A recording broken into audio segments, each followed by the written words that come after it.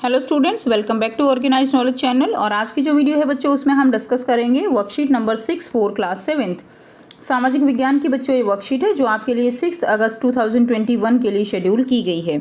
आज की वर्कशीट का टॉपिक है बच्चों पर्यावरण। पर्यावरण में हम आज जल मंडल के बारे में पढ़ेंगे। वर्कशीट शुरू करने से पहले बेटा प्लीज़ चैनल को सब्सक्राइब कर लीजिए, बेल आइकन को भी प्रेस कर लो ताकि आपको आने वाली हर वीडियो की नोटिफिकेशन वो मिल जाए। तो देखिए, सबसे पहले हम जलमंडल और फिर वायुमंडल के बारे में पढ़ेंगे। जलमंडल क्या है? जल के क्षेत्र को जलमंडल कहते हैं।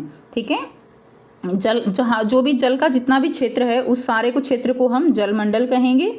यह जल के विभिन्न स्रोतों जैसे नदी, झील, समुद्र, महासागर आदि जैसे विभिन्न जलाशयों से मिलकर बनता है। जो भी स्रोत हैं, फिर चाहे वो झील, समुद्र, ये सारे के सारे जो है जलमंडल कहलाते हैं। यह सभी प्राणियों के लिए आवश्यक है। तो जो जल है वो सभी के लिए ज़रूरी है, क्योंकि जल के बिना जीवन संभव नहीं है। जल 3 अवस्थाओं में हो सकता है। कौन कौन सी अवस्थाएं हैं? ठोस, तरल और गैस। ठीक है, उसके बाद देखिए, आपने पानी को कहाँ और किस रूप में देखा है, इसके बारे में लिखिए। तो बेटा, आपने पानी को कहाँ और किस रूप में देखा है? तो आपने पानी को बर्फ़ के रूप में देखा है, आपने पानी को जो है द्रव रूप में देखा है, आपने और भाप के रूप में पानी को देखा है। तो ये आपको लिखने हैं। अगला आपको दिया गया है, क्या आपको लगता है कि पानी सभी जीवों के लिए आवश्यक है? कारण बताइए। तो क्या आपको लगता है? तो हाँ, पानी जो है वो सभी जीवों के लिए आवश्यक है। कारण बताना है आपको, तो इसके लिए हम आंसर लिखेंगे। तो आइए बेटा लिखते हैं इसका आंसर। नेक्स्ट देखिए, आप इस तरह से आंसर लिखेंगे। जल हमारे शरीर का तापमान नियंत्रित रखता है, पोषक तत्वों को शरीर के विभिन्न भागों तक पहुंचाने तथा अपशिष्ट पदार्थों को शरीर से बाहर निकालने में मदद करता है। तो ये जो है आंसर आप लिख देंगे, क्योंकि आपको उसमें कारण भी बताना है। नेक्स्ट देखिए, नेक्स्ट हम पढ़ेंगे वायुमंडल के बारे में। तो वायुमंडल क्या है बच्चों? हमारे चारों तरफ की जो फैली हुई वायु की पतली परत है उसको हम क्या कहते हैं? उसको हम वायुमंडल कहते हैं। पृथ्वी का गुरुत्वाकर्षण बल अपने चारों ओर के वायुमंडल को थामे रखता है। तो पृथ्वी का सब बच्चों को पता है, पृथ्वी पे क्या है बच्चों? गुरुत्वाकर्षण बल है, जिससे जो भी हमारे चारों तरफ की चीज़ें हैं वो एक जगह पर रखी हुई हैं। और पृथ्वी का गुरुत्वाकर्षण बल हमारे चारों ओर के वायुमंडल को थामे रखता है। यह सूर्य की झुलसाने वाली गर्मी और हानिकारक किरणों से हमारी रक्षा करता है। इसमें कई प्रकार की गैस एवं धूल कण, जलवाष्प वो उपस्थित होते हैं। अब आपको कुछ यहाँ पे देखिए करके सीखना है। कुछ गतिविधि दी गई है। वायुमंडल से हम अलग अलग घटनाओं को देखते हैं। तो हमारे वायुमंडल में अलग अलग घटनाएं होती हैं, जैसे हवाई जहाज़ का उड़ना, पक्षियों का उड़ना, तारों का टिमटिमाना आदि। वायुमंडल में होने वाली ऐसी और घटनाओं की सूची बनाइए। तो बेटा, वायुमंडल में ये आप लिखेंगे क्वेश्चन, वायुमंडल में होने वाली कुछ घटनाओं की सूची बनाइए।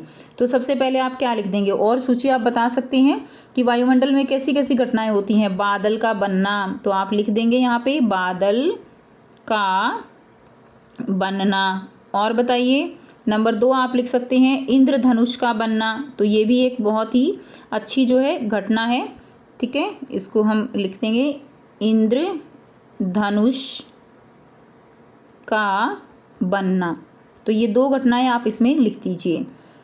और भी अगर कोई आपको है लगता है कि लिखी जानी चाहिए तो वो भी आप लिख सकते हैं। तो बादल का बनना, इंद्रधनुष का बनना। आगे देखिए, एवं वायुमंडल के महत्व का वर्णन कीजिए। तो वायुमंडल का महत्व जो है वो हमारे लिए क्या है? तो वायुमंडल का महत्व आप यहाँ से लिख देंगे, यह सूर्य की झुलसाने वाली गर्मी एवं हानिकारक किरणों से हमारी रक्षा करता है। तो ये जो है आप लिख देंगे वायुमंडल का महत्व। आप कॉपी में ऐसे लिख दीजिए, वायुमंडल का महत्व, ऐसे लिख के वायुमंडल का महत्व, और फिर जो है ये वाली लाइन आप इसमें लिख दीजिए कि वायुमंडल का हमारे लिए क्या महत्व है। नेक्स्ट देखते हैं, आगे देखिए क्या दिया गया है। आओ जाने, यह विभिन्न गैसों का मिश्रण है। तो जो हमारा वायुमंडल है उसमें अलग अलग तरह की गैसें हैं। पृथ्वी के वायुमंडल में वायु लगभग कितनी है? 78% नाइट्रोजन। ठीक है, वायु के अंदर क्या है? 78% बच्चों नाइट्रोजन है और 21% क्या है? ऑक्सीजन है। इसके अलावा ये तो मेन गैसें हो गई, इसके अलावा बहुत सारी अन्य गैसें भी हैं जो थोड़ी थोड़ी मात्रा में हैं, जैसे कार्बन डाइऑक्साइड है, नियॉन है, हाइड्रोजन है। तो इन सारी गैसों से मिलकर हमारा वायुमंडल बना है। नेक्स्ट देखिए, पादप एवं जीव जंतु मिलकर जैवमंडल या सजीव संसार का निर्माण करते हैं। तो जो भी पेड़ पौधे हैं, जीव जंतु हैं, वो सभी आपस में मिलकर जैवमंडल का निर्माण करते हैं, यानी जो सजीवों का संसार है। यह पृथ्वी का एक संकीर्ण क्षेत्र है जहाँ स्थल, जल एवं वायु मिलकर जीवन को संभव बनाते हैं।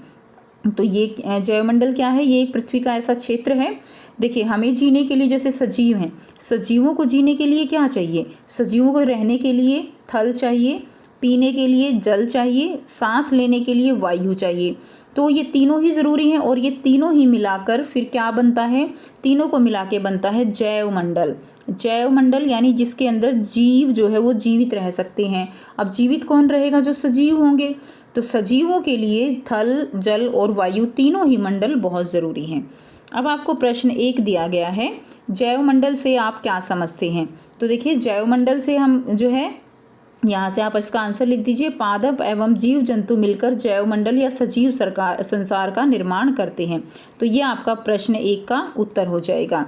अब प्रश्न 2 है आपका, वायुमंडल की 5 परतों के नाम। तो ये हम यहाँ से समझेंगे, वायुमंडल की 5 परतों के नाम, और वायुमंडल की ये परतें जो हैं कौन सी हैं। तो इसको हम थोड़ा जूम करेंगे और यहीं से आप अपना आंसर भी लिखेंगे।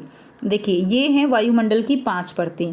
पृथ्वी के सबसे नज़दीक कौन सी परत है? नंबर 1 क्षोभमंडल। तो आप क्वेश्चन लिख के आंसर लिखिए, नंबर 1 क्षोभमंडल, नंबर 2 समतापमंडल, नंबर 3 है मध्यमंडल, नंबर 4 है तापमंडल, और सबसे बाहरी परत है नंबर 5 बाह्यमंडल। तो ये 5 की 5 जो वायुमंडल की परतें हैं, ये आप अपने आंसर में लिख देंगे। ठीक है। ये थी बच्चों आपकी आज की वर्कशीट, जिसमें हमने सीखा कि हमारे लिए वायुमंडल क्यों ज़रूरी है, जलमंडल क्यों ज़रूरी है, और जैवमंडल वो क्या होता है। तो साथ साथ आपको इसको याद भी करना है।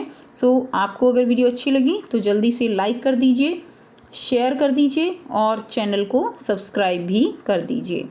Thanks for watching students. मिलते हैं नेक्स्ट वीडियो में नेक्स्ट वर्कशीट के साथ। Take care.